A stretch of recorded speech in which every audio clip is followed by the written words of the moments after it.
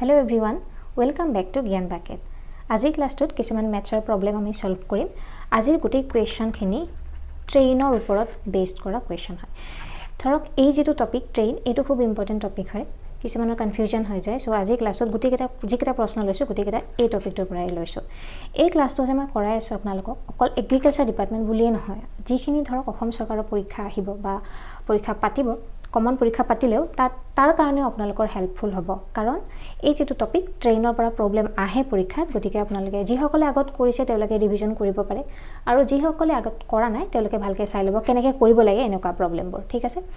তো আমি যেনেকৈ টাইম ডিসটেন্স সেই প্ৰবলেমবোৰ কৰো ঠিক তেনেকুৱা হেতু ফৰ্মুলাই ইয়াত লাগিব distance equal to speed into time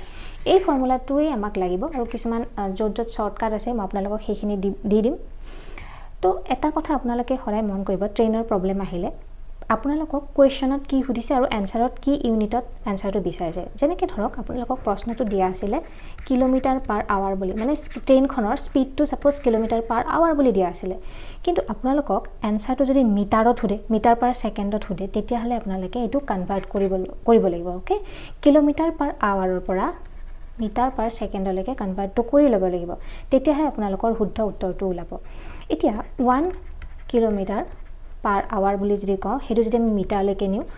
5/80 metre per second হয় ওকে এতিয়া যদি আপোনালোকক মই কওঁ 540 কিলোমিটাৰ পাৰ আৱাৰক মিটাৰ পাৰ সেকেন্ডলৈকে কনভাৰ্ট কৰিব লাগে তেতিয়া কি কৰিম এফালে চাব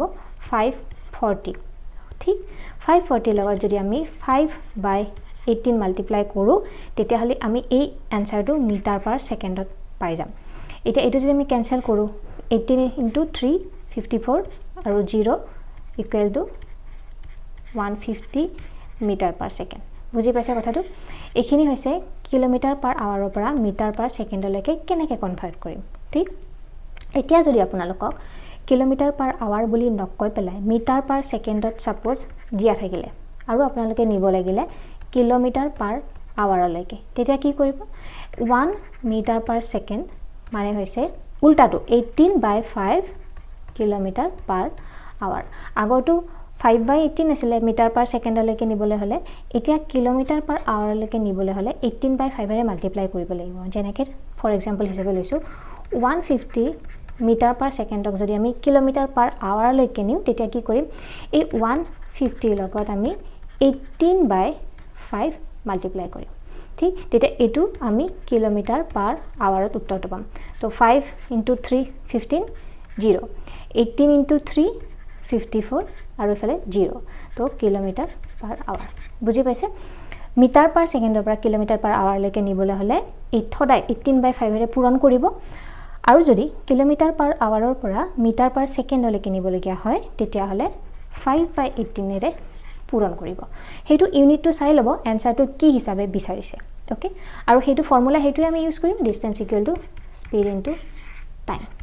ক্লিয়াৰ এতিয়া আমি কোৱেশ্চন কৰিম প্ৰথম কোৱেশ্চনটো চাওক A train 180 meter long moving at the speed of 20 meter per second overtakes a man moving at a speed of 10 meter per second in the same direction. The train passes the man in how many seconds? তো কোৱেশ্চনটো আমাক কৈছে যে এখন train আছিল ট্ৰেইনখন কিমান দীঘল আছিল সাপোজ এখন ট্ৰেইন ৰাইট তো এইখন 180 মিটাৰ লং 180 মিটাৰ দীঘল এই ট্ৰেইনখন যায় আছে চলি আছে ৰাইট আৰু কিমান স্পীডত গৈছে স্পীড টু 20 মিটাৰ পাৰ সেকেন্ডত গৈছে এই ট্ৰেইনখনে ওভাৰটেক কৰিলে মানুহ এজনক পাস কৰি গুচি গল a man moving at the speed of 10 metre per second in the same direction তাৰ মানে এজন মানুহ এইটো সাইডে মানে মুভ কৰি আছে গৈ আছিল এই মানুহজনৰ স্পীডটো কিমান 10 মিটাৰ পাৰ সেকেন্ড ঠিক ট্ৰেইনখন 180 মিটাৰ লং ট্ৰেইনখনৰ স্পীড হৈছে 20 মিটাৰ পাৰ সেকেন্ড আৰু মানুহজনেও ট্ৰেইনখনে যেটো সাইডে যায় আছে সেম ডাইৰেকশন বুলি কৈছে সদায় মন কৰিব ডাইৰেকশনটোৰ কথা সেম ডাইৰেকশন বুলি কৈছে তো এতিয়া যদি সেম ডাইৰেকশনত গৈ থাকে তেতিয়া হলে যেটো ৰিলেটিভ স্পীড হয় তেতিয়া ট্ৰেইনখনৰ যেটো স্পীড 20 আৰু যেটো মানুহজনৰ স্পীড হ'ব মানুহজনৰ স্পীড কিমান 10 হেতু আমি মাইনাস কৰিম ওকে ইয়াত কিমান পাম মিটাৰ পাৰ সেকেন্ড কাৰণ আমাক দুইটা মিটাৰ পাৰ সেকেন্ডত দিয়া আছে তো 10 মিটাৰ পাৰ সেকেন্ড বুজি পাইছে কথাটো এনেকুৱাকৈ যদি প্ৰবলেম আহে ট্ৰেইনখনৰ স্পীড আৰু যেটো অবজেক্টৰ স্পীড হেতু আমি মাইনাস কৰিম কাৰণ সেম ডাইৰেকশন বুলি কৈছে একে ডাইৰেকশনত গৈ থাকিলে হেতু মাইনাস কৰিব লাগে ৰাইট এতিয়া আমাক সুধিছে কিমান সময়ত ট্ৰেইনখনে মানুহজনক পাস কৰি থৈ গুচি যাব তো আমি টাইম যদি উলিয়াব লাগে টাইম তেতিয়া টাইমৰ ডিসটেন্স বাই স্পীড ইয়াত ডিসটেন্স বুলি নকয় আমি ট্ৰেইনখনৰ যেটো লেন্থ হয় হেতুকে আমি ডিসটেন্স বুলি ধৰিম এতিয়া ট্ৰেইনখনৰ লেন্থ হৈছে 180 মিটাৰ তো আমি ইয়াত লিখিব পাৰো 180 আৰু স্পীড এই যেটো ৰিলেটিভ স্পীড হয় এটো ডিভাইডেড বাই 10 তো 0 0 ক্যান্সেল आंसर কি হ'ব 18 second okay answer option number C 18 second তো হেইটোৱে মন কৰিবলগীয়া কথা ডাইৰেকশনটো চাব লাগিব যদি সেম ডাইৰেকশনত যায় তেতিয়া যেটো ৰিলেটিভ স্পীড হ'ব হেতু মাইনাস হ'ব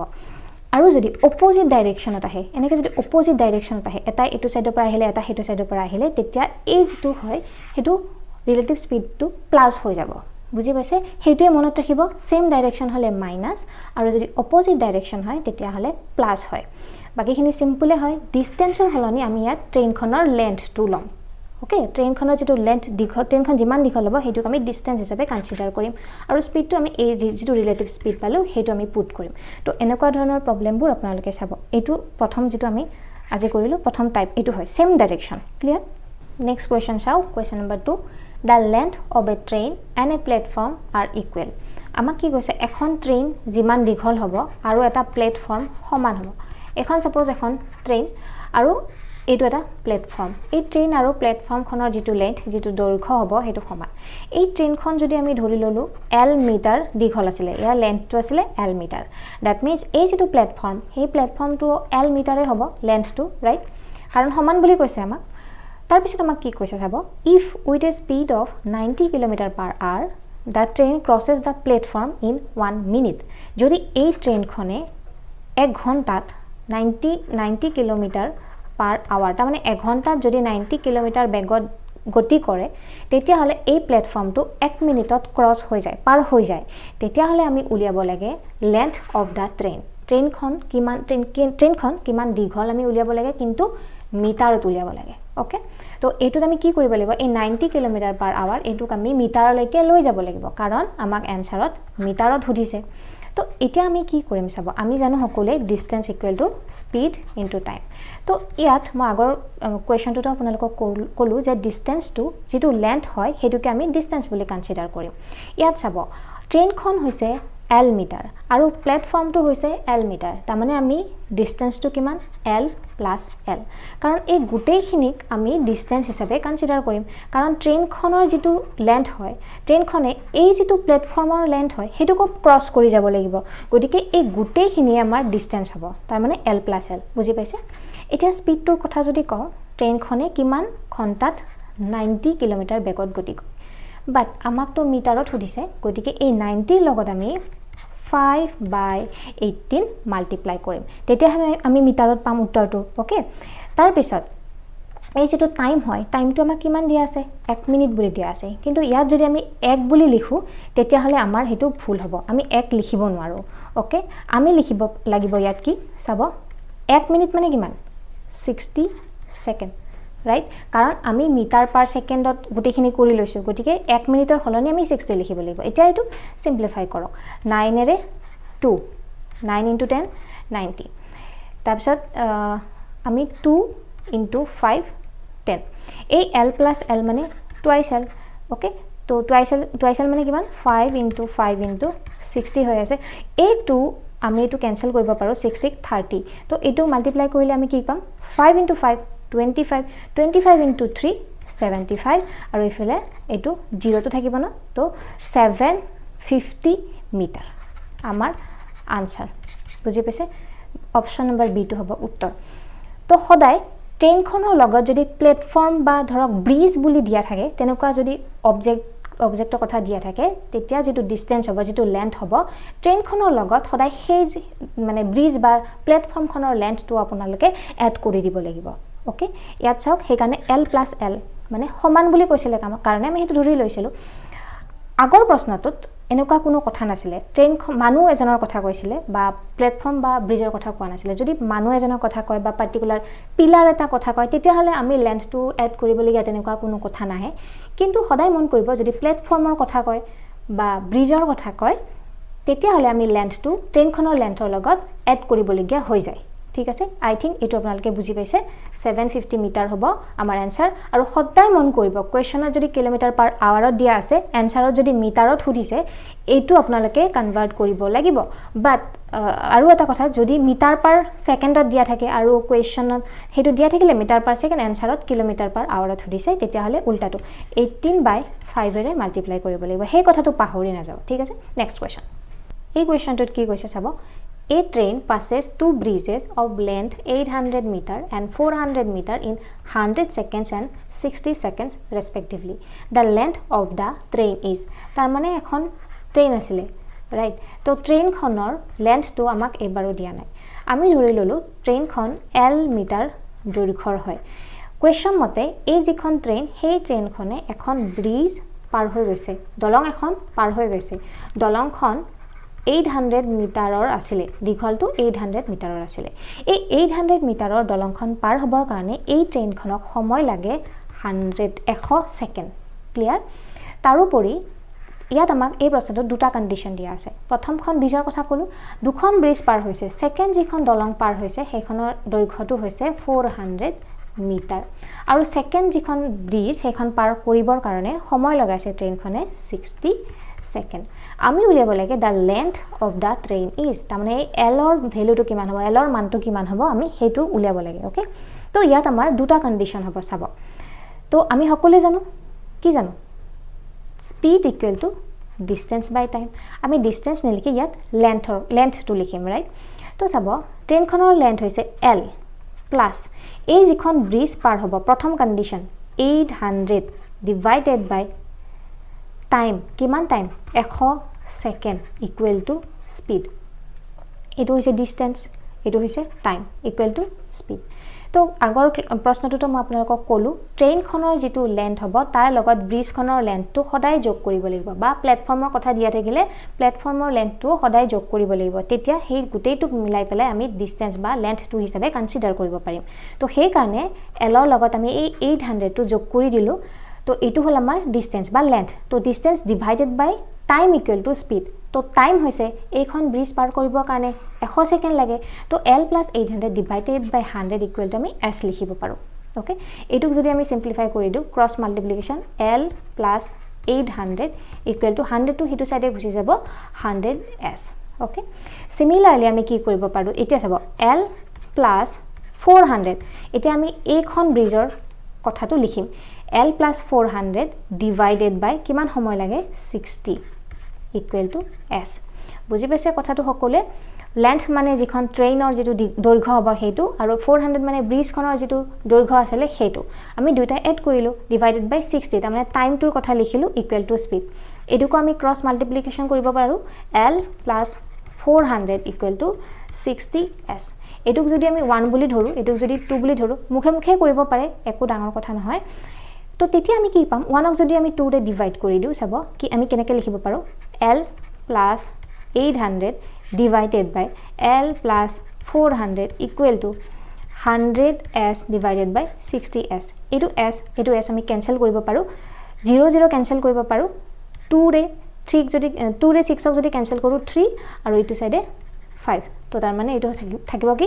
5/3 ওকে মই এইখিনি সকলে নিশ্চয় বুজি পাইছে মই এইখিনি ৰাব কৰি দিছো এতিয়া চাব আমি কি পালো L + 800 divided by L + 400 equal to 5/3 এইটো যদি আমি ক্রস মাল্টিপ্লাই কৰো তেতিয়া কি পাম আমি 3 ৰে L + 800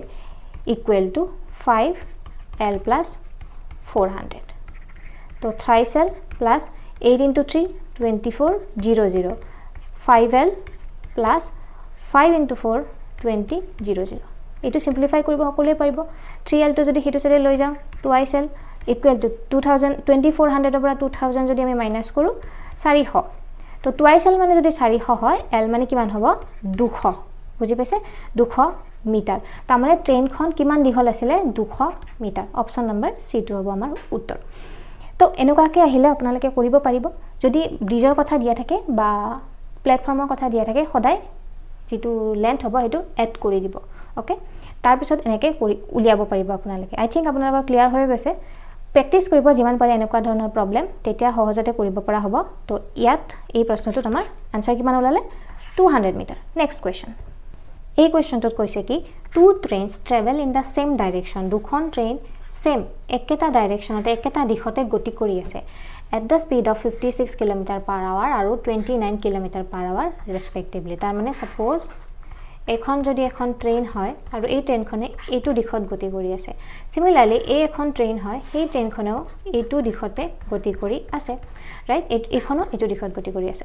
এইখনৰ যদি স্পীডটো 56 km/h বুলি আমি ধৰি ললো এইখনৰ suppose 29 km/h এই ট্ৰেইন দুখন যে গতি কৰি আছে সেম ডাইৰেকশ্যনত তাৰ আমাক স্পীড দুটা দিয়া আছে তো যেতিয়া সেম ডাইৰেকশ্যনৰ কথা কয় স্পীড দুটা দিয়া থাকে তেতিয়া ৰিলেটিভ স্পীডৰ ক্ষেত্ৰত সদায় কি হ'ব মাইনাস হ'ব তো 56 minus 29 কি পাম আমি 27 km/h ঠিক কাৰণ আমাক km/h দিয়া আছে কিন্তু আমাক আনসাৰত দিছে মিটাৰত তো এইটো আমি কনভাৰ্ট কৰিম ওকে তো একো নাই আমাক জাস্ট উলিয়াব দিছিলে যিখন ফাস্টাৰ ট্ৰেইন হেইখনে স্লোৱাৰ ট্ৰেইনখনৰ ভিতৰত বহি থকা মানুহ এজনক সাপোজ এজন মানুহ বহি আছিল এখন স্লোৱাৰ ট্ৰেইন হয় কমকে স্পীডত গতি কৰি আছিল হেইখনক 10 সেকেন্ডত পাৰ কৰি গুছি গল ৰাইট তো এই মানুহজনক পাৰ কৰি থৈ গুছি যোৱা মানে ট্ৰেইনখনক পাৰ কৰি থৈ গুছি যোৱা একেই কথা কাৰণ মানুহজন তো ট্ৰেইনৰ ভিতৰতে বহি আছে ৰাইট তো আমাক কি কৈছে এইখনে 10 সেকেন্ডত পাৰ কৰি থৈ গুছি গল আমি এই যিখন ট্ৰেইন হয় যিখন ফাস্টাৰ ট্ৰেইন হয় তাৰ লেন্থ উলিয়াব লাগে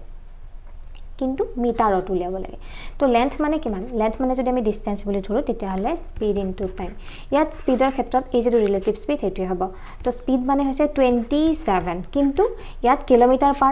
দিয়া আছে আৰু আমাক আনসাৰ মিটাৰত উলিয়াব দিছে তো তাৰ মানে আমি কি কৰিম 5/18 এৰে পূৰণ কৰিম ইনটু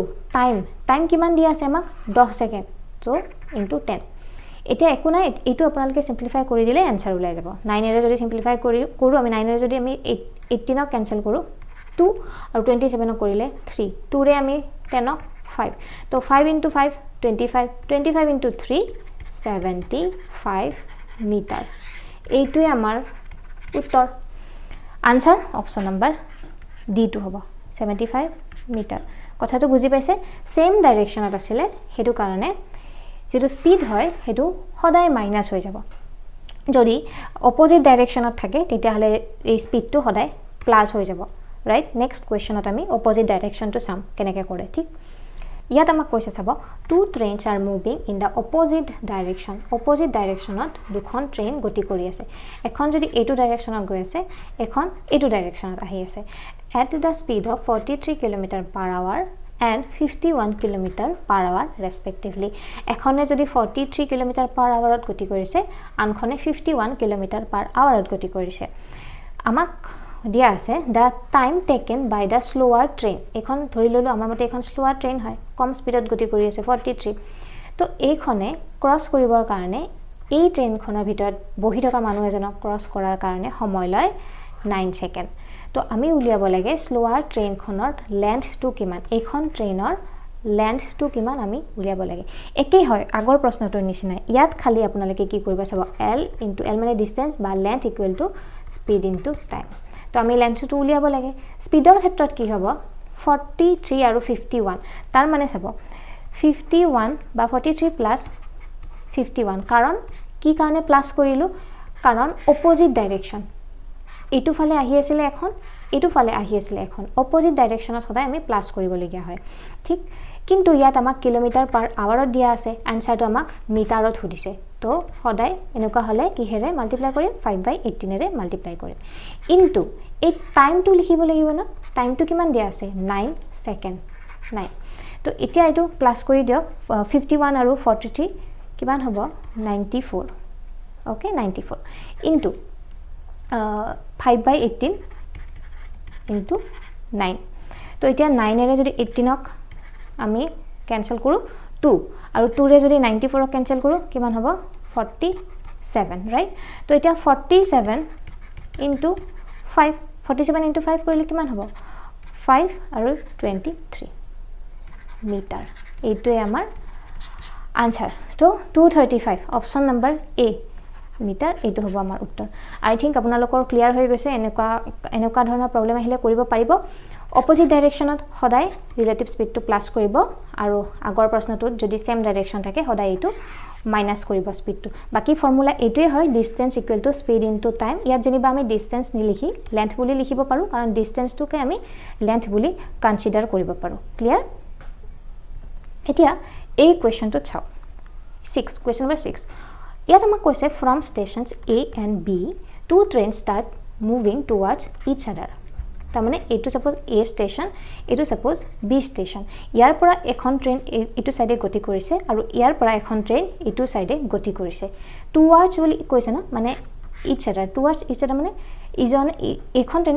ট্ৰেইনৰ ফালে এনেকে গতি কৰিছে at the speed of 125 km per hour আৰু 75 km per hour respectively তাৰমানে 125 এখনৰ স্পীড হৈছে 75 km per hour okay when the two trains meet each other it is found that one train covers 50 km more than another যেতিয়া এই train দুখন লগালগি হল suppose এটো পইণ্টত লগালগি হল তেতিয়া দেখা গল যে এখন ট্ৰেইনে আন এখন ট্ৰেইনতকে 50 km বেছিকে কভাৰ কৰিছে বেছিকে আহিছে তাৰমানে ৰাইট তো তেতিয়া হলে আমি উলিয়াব লাগে A আৰু B ৰ মাজত ডিসটেন্সটো কিমান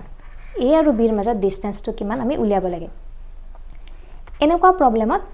সদায় মন কৰিব এটা শৰ্টকাট আছে হেতু হৈছে distance between A and B কি হ'ব সদায় ওপৰত হ'ব কি যেটো স্পীড হয় ট্ৰেইন দুখনৰ যেটো স্পীড হয় হেতু প্লাস হ'ব ইয়াত চাওক 125 এখনৰ স্পীড আনখনৰ স্পীড হৈছে 75 ৰাইট ওপৰত প্লাস হ'ব তলত 125 -75 তলত মাইনাস হ'ব ইনটু আমি পূৰণ কৰিব লাগিব যিখিনি এইটো চাওক 50 কিলোমিটাৰ যেটো ডিসটেন্স মানে কভাৰ কৰিলে বেছিকে হেতুৰে আমি মাল্টিপ্লাই কৰিব লাগিব এটো এটা shortcut right to 125 plus 75 divided by 125 minus 75 etu the speed hoy speed suppose speed of train A boli dhori lolu etu speed of train B clear upor plus kori dibo tolot minus kori dibo aru yat puron kori dibo jetu distance mane cover kore yat 50 dia asile equation tot okay to 125 aru 75 jodi ami plus koru kiman pam 200 aru 125 পৰা 75 minus korile kiman palo 50 তো এইটো সাইডে 50 এটা আমি multiply কৰি থৈছো তো এইটো 50 আমি ক্যান্সেল কৰিলো বাকি থাকিলে কিমান 200 কিলোমিটাৰ কাৰণ ইয়াত আমাক গুটেইখিনি কিলোমিটাৰ পাৰ আৱাৰত দিয়া আছে আৰু আমাক আনসাৰটো কিলোমিটাৰতে খুদিছে ইয়াত আমাৰ আনসাৰ হ'ব সব অপচন নম্বৰ বি 200 কিলোমিটাৰ বুজি পাইছে তো এনেকুৱা যদি প্ৰশ্ন আহে এ আৰু বি ৰ মাজত ডিসটেন্সটো এনেকে উলিয়াব দিলে এইটো শৰ্টকাট ব্যৱহাৰ কৰি আপোনালোকে কৰিব ওপৰত স্পীড দুটা প্লাস কৰি দিব তলত স্পীড দুটা মাইনাস কৰি দিব আৰু যেটো ডিফাৰেন্স থাকে ট্ৰেইনখনে যেটো কভাৰ কৰিলে হেতু মাল্টিপ্লাই কৰি দিব তেতিয়া 1 মিনিটো নালাগে আপোনালোকে আনসাৰটো পাই যাব আনসাৰ ইয়াত আমাৰ 200 কিলোমিটাৰ হল ওকে তো আই থিংক আপোনালোক সকলোৰে গুটেখিনি প্ৰশ্ন আজি দিয়া ক্লিয়াৰ হৈ গৈছে আজি আমি টোটাল 6 কোৱেশ্চনছ ডিসকাস কৰিলো এই টপিকটোৰ পৰা খুব ইম্পৰ্টেন্ট টপিক হয় আৰু এক্সামত এই টপিকটোৰ পৰা প্ৰশ্ন আহে যিহেতুকে মই আপোনালোকক প্ৰভাইড কৰি দিলো আপোনালোকে ৰিভিজন কৰি থাকিব ৰিভিজন নকৰিলে পাহৰি যোৱা যায় আৰু কিতাপত আপোনালোকে সুন্দৰকৈ দিয়া আছে তাৰ পৰা আপোনালোকে প্ৰেক্টিস কিমান পাৰে কৰিব পাৰিব আৰু এটা প্ৰশ্ন এবাৰ নহয় আপোনালোকে দুবাৰ তিনিবাৰ যিমানবাৰ পাৰে হিমানবাৰ প্ৰেক্টিস কৰাটো ভাল তেতিয়া হলে আৰু এক্সামত ভুল নহয় তো যদি কিবা ডাউট আছে তেতিয়া হলে জনাই দিব সেশনটো ভাল পালে লাইক কৰিব নাপাহৰিব শেয়াৰ কৰিব নাপাহৰিব নেক্সট ক্লাছত কন্টিনিউ কৰিম থ্যাংক ইউ ভেৰি মাচ